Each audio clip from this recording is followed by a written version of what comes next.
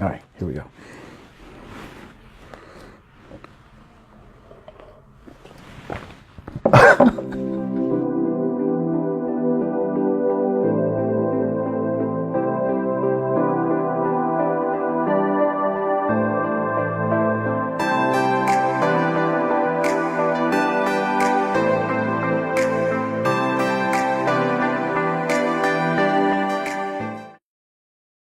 Hi, my name is Gino Lara, and today we're going to have a conversation about public speaking for personal and business success. All right, so a little bit about me. I work for Enterprise Fleet Management, but I'm also a current club member for Toast of the Fleet, which is a corporate Toastmaster club, and I also lead the club at the moment as the club president. So there are many benefits to being a Toastmaster. One of those benefits is, for example, being able to speak your mind, kind of share your thoughts and your ideas in a very concise and efficient manner. But public speaking doesn't just happen whenever you're presenting in front of the room. It also happens whenever you're having a conversation with a friend or a family member. So that's kind of what I want to focus on right now. Let's talk about public speaking and look at it in a whole new light.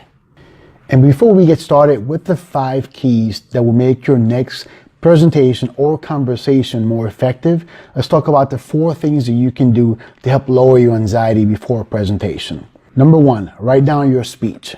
Very, very important. And I do mean write down your speech word for word. Why is that important? Because things happen all the time. Sometimes the PowerPoint won't load up. Sometimes something happens where you forget your documents. Writing down your speech word for word allows you to memorize your thoughts and your ideas. Now, when I say write down your speech word for word, I'm also saying come back, read it, and then little by little kind of narrow that speech, if you will, to just the main topics, the main points that you want to touch during your presentation. Number 2, practice, practice, practice. That is so important. Practice not just in front of a mirror, but also in front of your friends and family. The people that really know you, the people that know what makes you tick, kind of like those nervous things that you do. And you listen to that feedback that they give you. Look at that feedback that you get, for example, when you look at the mirror. Practice, practice, practice is key to help lower your anxiety before a presentation. Number 3, visualization. It's a very important thing that you can do to help lower your anxiety. Visualizing yourself actually in the room, giving that presentation and thinking about yourself, walking about the room and delivering your thoughts and your ideas in an efficient manner will help you actually do just that. Visualization is something that athletes use whenever they're practicing for a sport. They actually visualize themselves going through the motions, if you will. So for example, in the case of a basketball player, he or she will actually visualize themselves kind of throwing the ball, if you will, and that ball going into the basket every single time.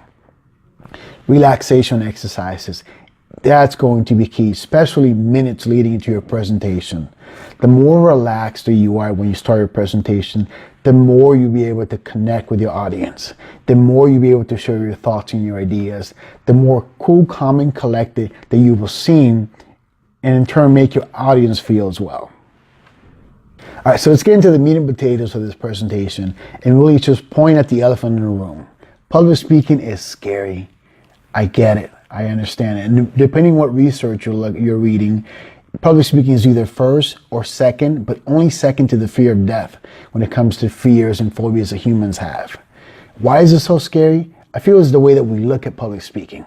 So yes, public speaking is the art of sharing your thoughts and your ideas to either engage your audience, to call or create a call to action, or to recommend a change or an improvement to something.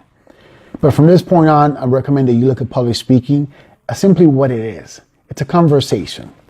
Public speaking is a conversation that you're having with a group of people. And in today's tips that I'm going to be sharing with you is not meant, or are not meant, if you will, to be an exhaustive list, but it's a very easy to implement list of things that you can do with every single speaking engagement that you have. So the 5 keys of public speaking, or to help you improve your next public speaking event, if you will: know your information, tell a story, posture. Remember, your body speaks. We'll get into that in a minute. Take a pause, and eye contact. All right, so let's talk about know your information. Tip number 1, how well do you know your topic? How well do you know your information? It's important that if you're delivering a speech, if you're creating a call to action, if you will, that you know exactly what you want the audience to walk away with. And knowing exactly what you want the audience to walk away with would allow you to get an idea of what you need to research, right? Number 2, tell a story. Remember, have fun with it. You can share graphs and you can share bars. So even if you're giving a presentation to a group of accountants, it's important that you tell a story. Tell them why this is important to them, why they should listen to you. Make it meaningful. You can say things like, one must understand the ramifications of, or you could say, this is important to you because. This is going to impact the bottom line in this manner. This is going to improve our customer service experience like this, right? You're telling a story, you make it meaningful to them. Keep in mind that people remember not what you said, but how you made them feel. Tip number 3, posture. Your body speaks. Use these tools that you have at your disposal to connect with your audience, kind of reach out to them, right? And as you're telling them a story, why this is important, make it personable. Connect with them. Use these guys to allow you to do that. But also your facial expressions, right? Have fun with it. Smile. Make them feel comfortable. They're going to be as comfortable as you, the presenter, allows the room to feel. You set the tone for that meeting. Next is take a pause. Comedians are really good at doing this. What they do is, every time they deliver a punchline, what do? They pause, just like I did right now, right? But taking pauses allows the audience to catch up and understand your thoughts and your ideas. It also allows them to digest where you're going with your presentation. Remember, your message is conveyed not just what you say, but what you don't say. So make great use and proper use of pauses. Next is eye contact. Eye contact is the best way that you can build rapport with your audience. This is especially important if you're calling for a call to action. You're asking them to take action right after your presentation. Making eye contact is another way that you can reach out to your audience without actually reaching out. Now, when I say make eye contact, yes, I'm talking about making eye contact, delivering a few sentences or message before you move on to the next person. Eye contact is key of building rapport. And building rapport is key if you're asking for the audience to create a change and to do something. So I really hope that the tips that I share with you today are tips that you found helpful and that you can implement them in your life. Remember, public speaking is not just important when you're delivering a pitch to some potential clients, or you're delivering a presentation to your department managers or for your business. It's also important to be able to communicate effectively, to share your thoughts and your ideas in a concise manner in any type of setting, whether it's a business or personal setting.